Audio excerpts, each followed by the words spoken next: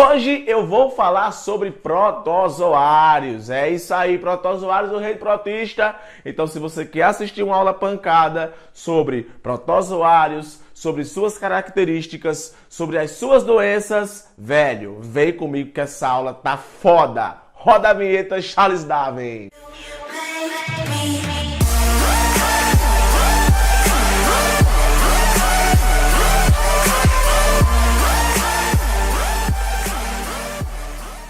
Seja bem-vindo a mais uma aula no canal Biolodúvidas. Eu sou o Patrick Gomes e se você é novo na casa, se inscreve no meu canal que vale muito a pena, que aqui tem aulas de biologia para o ensino fundamental, para o ensino médio, para o ensino superior. O canal tá bonito, o canal tá foda e você está aí no Biolodúvidas pré-vestibular, o seu curso de biologia de graça aqui no YouTube no canal Biolodúvidas. Então, se inscreve que vale muito a pena e se você já é da casa, arregaça aí no seu like para poder ajudar o canal a crescer cada vez mais. Como eu falei agora há pouco, hoje eu vou falar sobre protozoários, vou falar sobre as classes, cilióforos, risópodes, apicomplexo, paramécio, o bicho nosso tá massa hoje, malária, doença de Chagas, tricomoníase, amebíase, giardíase, patriquíase. Então, olha só. Pega a tua caneta, pega o teu lápis, pega o teu papel, porque hoje eu não vou falar aqui,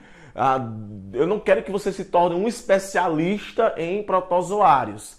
Eu quero que você saiba o que de protozoário é cobrado em provas de vestibular, para você poder gabaritar qualquer questãozinha que apareça desse assunto, beleza? Lembrando que protozoários estão dentro do reino protista, juntamente com as algas. Já gravei uma aula esse ano sobre algas, que tá bem bonitinha. Se você não assistiu, assista, porque as algas e os protozoários fazem parte do reino protista. Então, sem mais delongas, vem comigo aí. Show! Eu espero então, meu querido, que você tenha pegado aí o seu caderno, a sua caneta, para poder você anotar as informações que eu coloquei aqui, porque eu falei no início desse momento maravilhoso que eu estaria falando exatamente o que você precisa saber para acertar qualquer questão sobre protozoários. Então vamos lá conhecer as características desse organismo.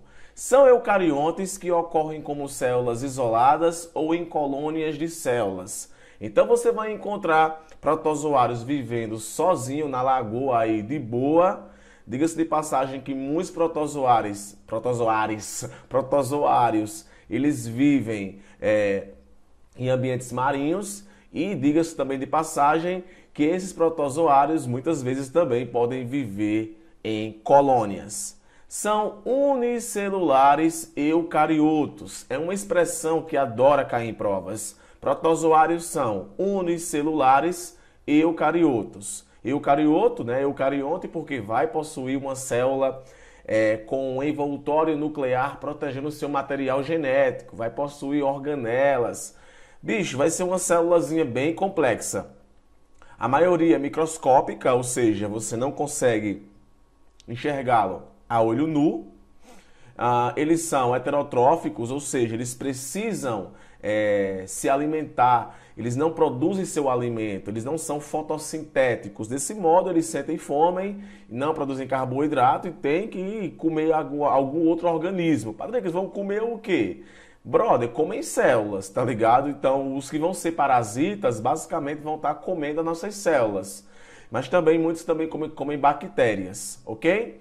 Eles podem ser anaeróbios ou aeróbicos. O que isso quer dizer? Que vai existir espécies que não vão necessitar de oxigênio para poder sobreviver e outras espécies vão ser aeróbicas, ou seja, vão ter a necessidade de utilizar oxigênio para poder viver. Uma outra coisa importante é que podem ser parasitas. Esse é o ponto principal aqui da aula. Muitos protozoários são parasitas e por serem parasitas que transmitem doenças bem endêmicas aqui do Brasil, essa é uma preocupação que o vestibular pode cobrar para você, beleza? Mas eu vou chegar lá. E uma característica bem marcante dos protozoários é o seu modo de reprodução, que pode ser assexuado na grande maioria das espécies e sexuada em algumas outras espécies, quando acontece a conjugação. Uma coisa marcante dos protozoários é a capacidade que ele tem de uma única célula dar origem a várias outras células. É um processo chamado de esquizogonia, que é quando uma célula se transforma em várias outras células. Isso vai ser muito comum nos protozoários que realizam reprodução assexuada, beleza? E eu vou ter uma coisa bem importante. Os protozoários são classificados de acordo com o modo de locomoção. Pode parecer uma coisinha meio clichê, mas o modo de locomoção do protozoário vai caracterizar o grupo ao qual ele pertence. Como, por exemplo, eu tenho os protozoários ciliados, que se locomovem com cílios. Eu tenho os flagelados, que se locomovem com flagelos. Eu tenho os pseudópodes, que se locomovem com falsas pernas. E eu tenho aquele que não tem estrutura, que se move através de contrações, que são os esporozoários.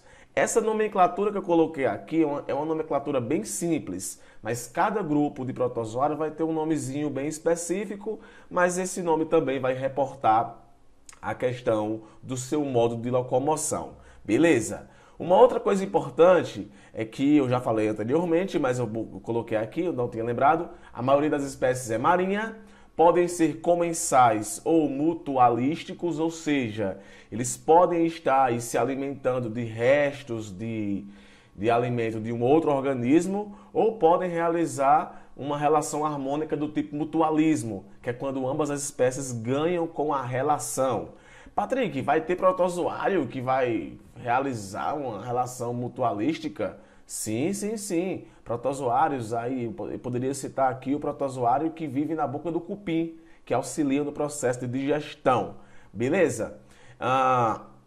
São importantes para a cadeia alimentar, beleza? Isso porque eles fazem parte da dieta de alguns outros organismos, são decompositores porque comem matéria orgânica, beleza? E uma coisa bem importante, eles conseguem ficar encistados, ou seja, eles passam por um processo de encistamento, que é quando ele acaba adquirindo uma casquinha e ele pode viver em ambientes bem inóspitos mesmo. Essa casquinha dá resistência ao protozoário. E aí é que entra a preocupação. Por ele assumir uma forma de encistamento, para matar esse breguesso é um pouco mais complicado. Beleza?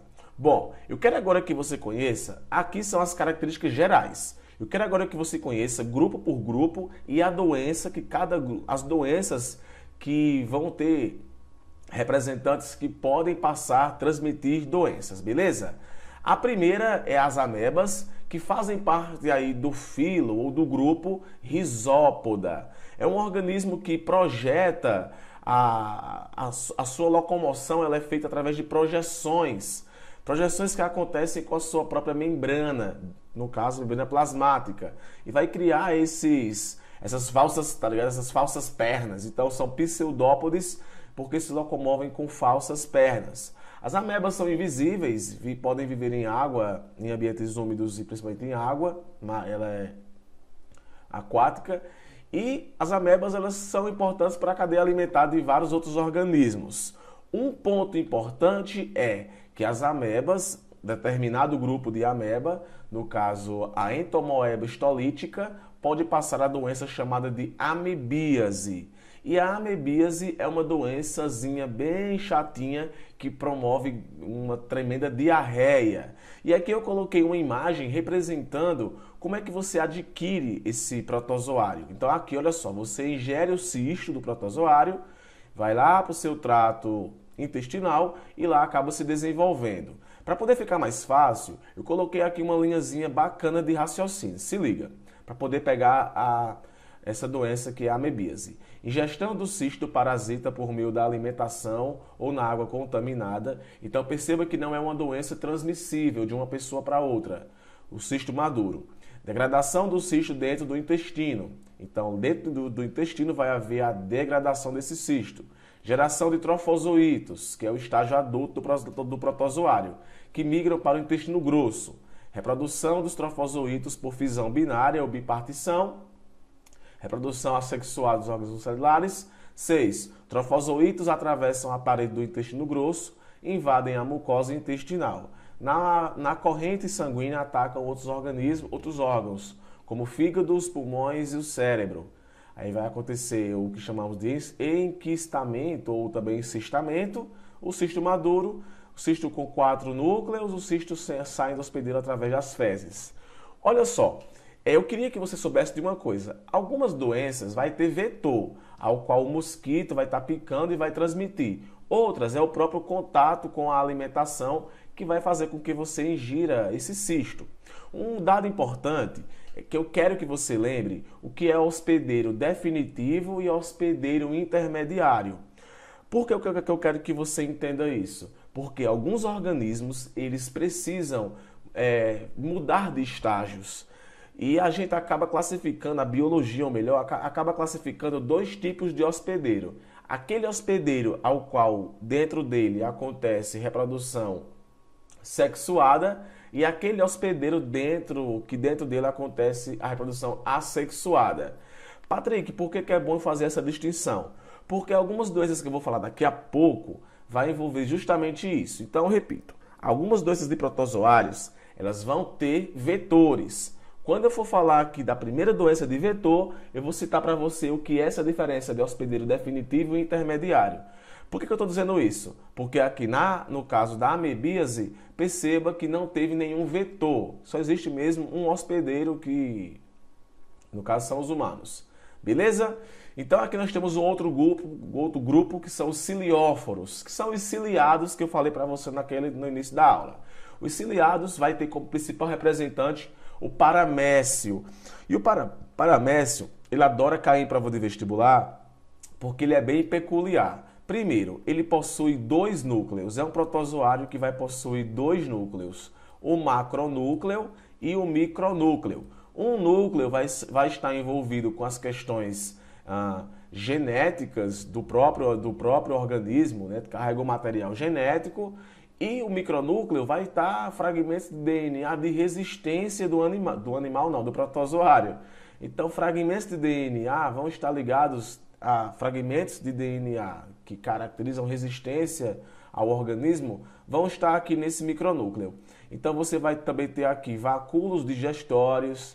Esses vacúolos digestórios são semelhantes aos lisossomos que existem nas células eucariontes humanas. Vai ter o clitostoma, que é uma espécie de boca pelo qual entram os alimentos que esse bicho aqui está ingerindo. Uma coisa importante sobre o paramécio é a sua capacidade de reprodução sexuada, que é por conjugação, que é quando ocorre aí a troca de micronúcleos. Justamente como eu falei agora há pouco, que os micronúcleos eles carregam material genético de resistência. Então aqui, olha só, união do paramécio, meiose dos micronúcleos, olha aqui, ó, azulzinho, vermelhinho, e degradação de vários, e depois acontece a troca, ó, um azulzinho vai para cá, então aqui aconteceu a conjugação. E ocorre a fusão dos micronúcleos. Olha só, eles se fundem, viram aqui esse verdinho, mitoses e degradação dos micronúcleos, até ficar apenas um verdinho. Então isso aqui vai gerar variabilidade genética, beleza? Dando aqui continuidade, um filo bem interessante é o filo apicomplexa, que são esporozoários, que não tem estrutura de locomoção. E dentro aqui desse grupo, que vai ter o Plasmodium, vão existir 2 doenças bem conhecidas, a toxoplasmose e a malária, que são doenças de apicomplexo, doença de esporozoário. Vou estar agora comentando sobre cada uma dessas doenças. Olha só aqui o ciclo da toxoplasmose. Olha só, o gato ele acaba adquirindo o cisto comendo algum animal que estava infectado. Então se liga só, hospedeiro intermediário, roedor, aves, boi, cavalo, porco e até mesmo cão. Esses animais aqui, eles são hospedeiros intermediários, ou seja, o que isso quer dizer? Que o protozoário só se reproduz de modo assexuado. Olha só, uma característica marcante de um hospedeiro intermediário é porque ele só se reproduz assexuadamente. Então, água, ar, solo e alimentos, eles acabam aí, vetores acidentais, eles acabam contribuindo para a propagação dessas formas de cistos, dessas formas de cisto. Então, o gato acaba adquirindo isso daí. No corpo do gato ocorre justamente a reprodução sexuada e o gato, quando defeca, nós, na condição de humanos, podemos adquirir aí esse cisto. E vai dar 300 consequências, principalmente para mulheres grávidas, que pode acontecer a transmissão congênita. Então, olha só, o gato adquire isso daqui se alimentando de algum vetor não, né? De algum hospedeiro intermediário. O gato vai promover reprodução sexuada, o gato vai defecar e justamente esses animais aqui também tudinho podem ter contato com as fezes do gato. Nós humanos podemos ter contato direto com as fezes do gato, ou nós também humanos podemos ter contato com o cisto presente em roedores, aves, do boi, porco e cão. Então, uma medida bem interessante não é só evitar o contato com as fezes do gato, é também evitar comer alimentos que você não sabe a sua origem. Você tem que preparar aquela carne bem passada. O leite também acaba também contribuindo para muitas doenças, tem que estar fervido. Então, pessoal, essas profilaxias são importantes para poder eliminar o protozoário que está na sua forma de cisto. Beleza? Então, essa daí é a toxoplasmose, ok? Outra doença bem conhecida é a malária. Malária é uma doença que recentemente estão aparecendo diversos surtos de malária. Isso porque a malária, o mosquito da malária, que é o mosquito Anopheles, ele consegue se reproduzir em ambientes bem temperados. Então, quanto mais quente, melhor para o mosquito. Então, o aumento do clima está contribuindo aí para poder o mosquito se desenvolver cada vez mais. Como é que eu pego essa doença? Ela é contagiosa? Não, pega essa doença aqui pelo mosquito. O mosquito Anopheles. Então, olha só aqui. No mosquito vai acontecer uma coisa e nos humanos vai acontecer outra. Nós humanos, na malária, somos hospedeiros intermediários, ou seja, só acontece reprodução assexuada. No mosquito, o mosquito, no caso, vai ser o hospedeiro definitivo, porque nele vai acontecer reprodução sexuada. Só que olha só a dica, não é porque o hospedeiro seja definitivo que só vai acontecer reprodução sexuada, não. Uma característica do hospedeiro definitivo é a reprodução sexuada, mas além de ter assexuada, pode também haver assexuada. No caso da malária, no corpo do mosquito acontece reprodução assexuada e sexuada. No corpo humano só acontece a assexuada. Então o mosquito, quando pica a gente, ele coloca através da sua saliva o trofozoito, que muda de estágio. O trofozoito, ele acaba atacando as células hepáticas. O trofozoito vai estar dando origem a várias formas chamadas de esquizonte. Esse esquizonte aqui, ele acaba dando outra forma, dando origem a uma outra forma chamada de merozoítos. Esses merozoítos, eles estouram as células hepáticas e vão infectar diversas hemácias. E as hemácias acabam sendo aí estouradas pela forma de merozoítos. Então, eles infeccionam aqui as células. O que acontece é que determinados merozoítos podem se tornar gametocistos. E esses gametocistos acabam sendo aí adquiridos pelo mosquito através da picada, e dentro do mosquito acontece a reprodução sexuada, que é quando ocorre a fecundação desses gametas. Depois, já que aconteceu a fecundação lá dentro, então o mosquito acaba sendo hospedeiro definitivo.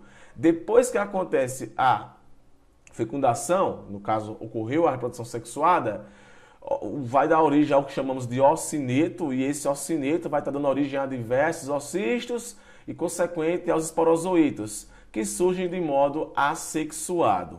E o esporozoíto vai voltar a contagiar a gente, porque o mosquito, quando pica, ele transmite esse esporozoíto. Patrick, como é que a gente controla essa doença aí? Bom, a questão do mosquito em si, a gente tem que procurar eliminar esse mosquito ou não deixar ele se reproduzir. Vai ter diversos tipos de plasmódio, de protozoário. O protozoário vivax, o protozoário Plasmodium falciparum e o protozoário Plasmodium malariae. O mais comum aqui no Brasil é o falciparum, mas as três espécies podem estar envolvidas também aqui em território brasileiro. E existem ciclos de febres para cada um desses protozoários, beleza? O próximo grupo é o grupo que chamamos de Zoomastigófora, ou Zoomastigófora, que é o grupo aí que eu falei a vocês que eram os flagelados. Então, uma característica marcante desse grupo aqui vai ser a presença de flagelo. E aqui você vai encontrar o Trypanosoma cruzi. É nesse grupo que você vai encontrar esse carinha aí que é bem perigoso. Patrick, quais são as doenças desse grupo aí? Olha só aqui o tanto: leishmaniose, doença de Chagas, giardíase, tricomoníase e doença do sono. É tudo doença que envolve esse protozoário aí. A leishmaniose tem a tegumentar e tem a visceral. A visceral é o que você conhece como calazar e a tegumentar é o que você conhece como úlcera de Bauru. Vão ter diversos tipos de protozoários que podem transmitir essa doença. A Leishmania denovani, a Leishmania brasiliensis, a Leishmania tropical, e o mosquito que vai estar passando ela é o mosquito birigui ou palha. Como é que você adquire leishmaniose? É em contato com o cachorro? Não.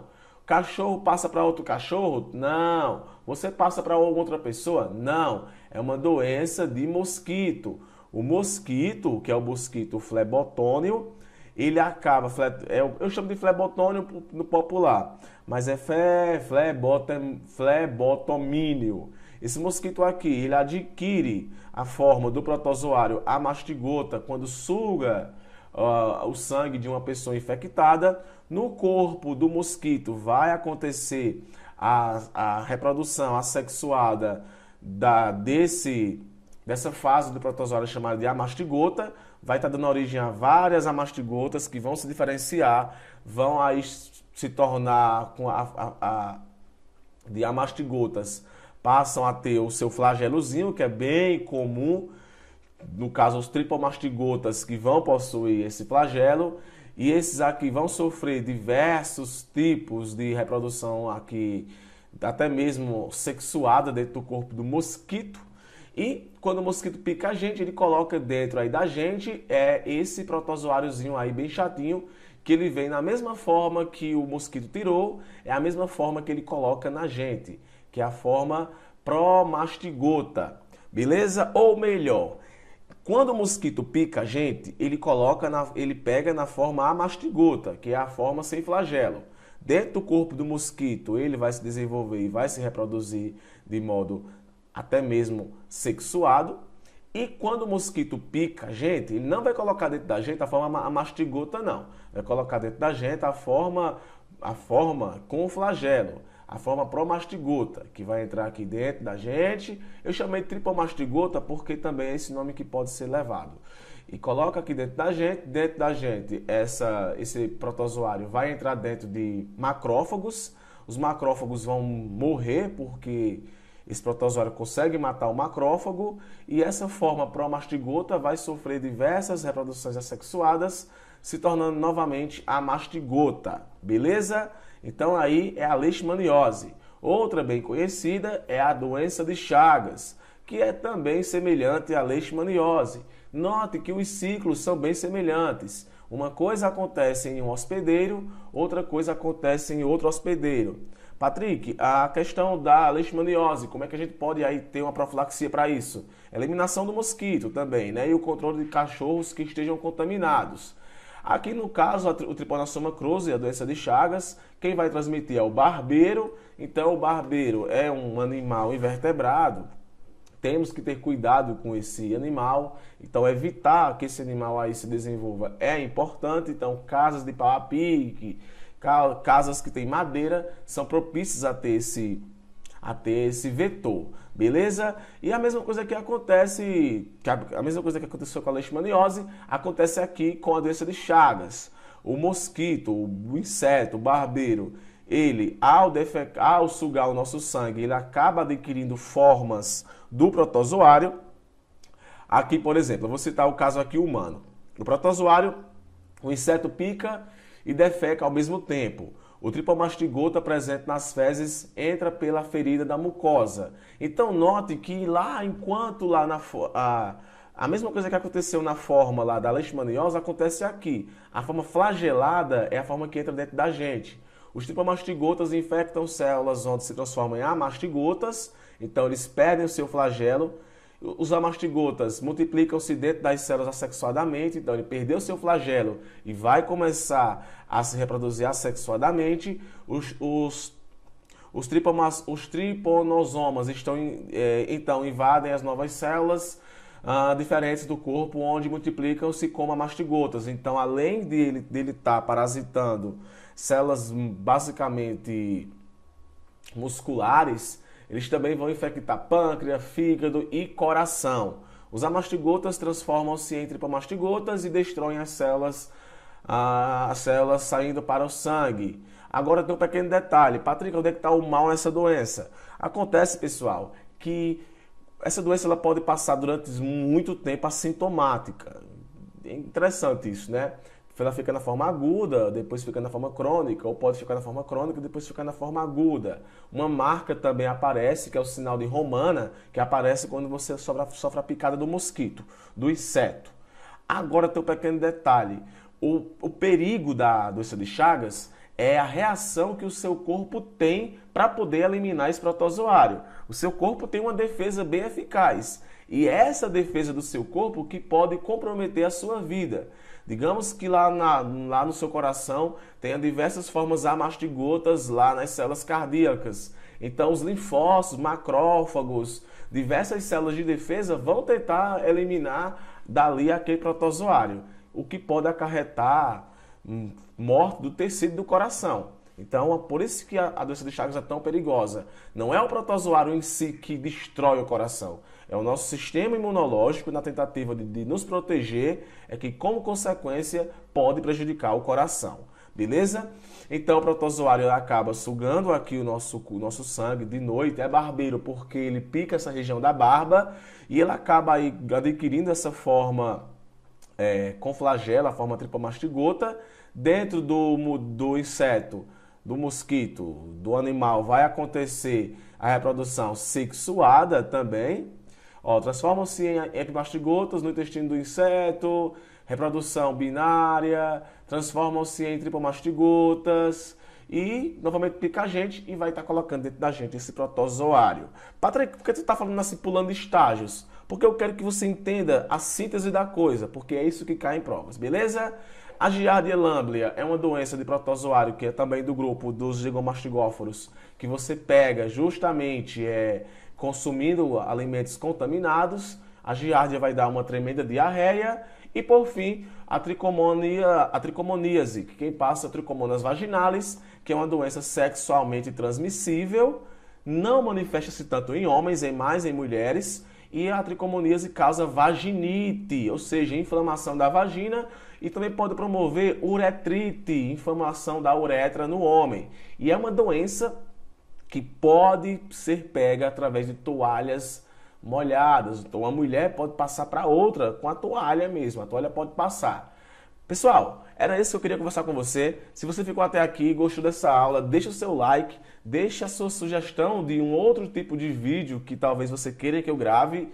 E aqui é aulas do Biolo Dúvidas, né? São aulas para os vestibulares do ano de 2017. Espero que você tenha gostado. Fico por aqui. Deixa o seu like para aumentar cada vez mais a minha vontade de gravar vídeos. Fico por aqui. Valeu e foi boa.